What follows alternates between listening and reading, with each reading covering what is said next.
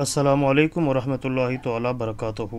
अज़ीज़ तुलबा, उम्मीद करता हूँ कि आप सब बखैरियत होंगे।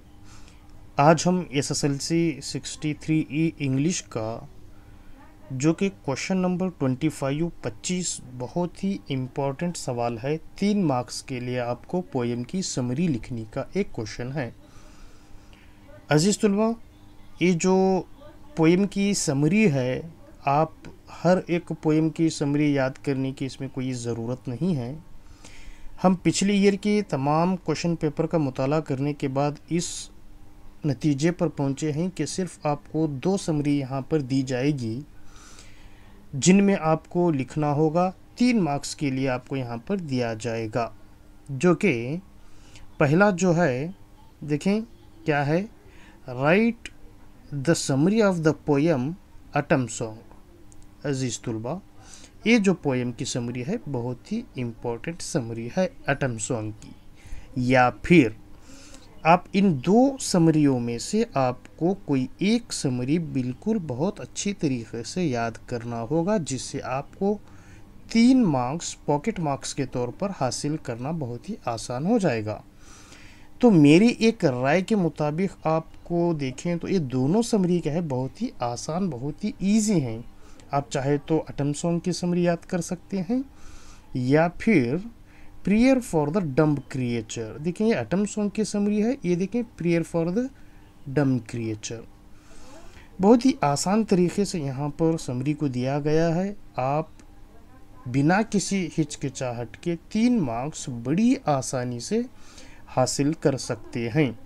2 समरी को आप याद करने से बेहतर और मुनासिब है एक समरी को अच्छे से बेहतर अंदाज में विद स्पेलिंग के साथ याद करके आप आसानी से एग्ज़ाम में लिख सकते हैं।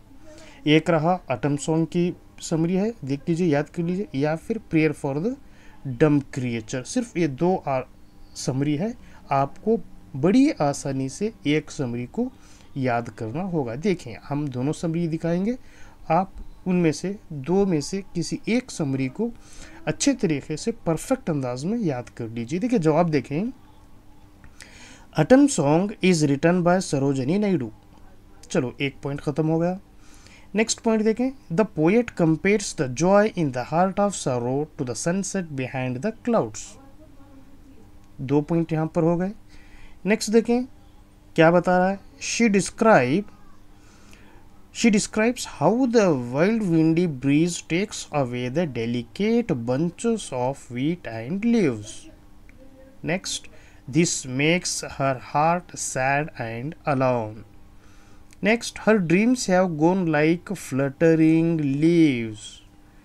Next, she is very optimistic and not ready to stay behind and wants to move further in life.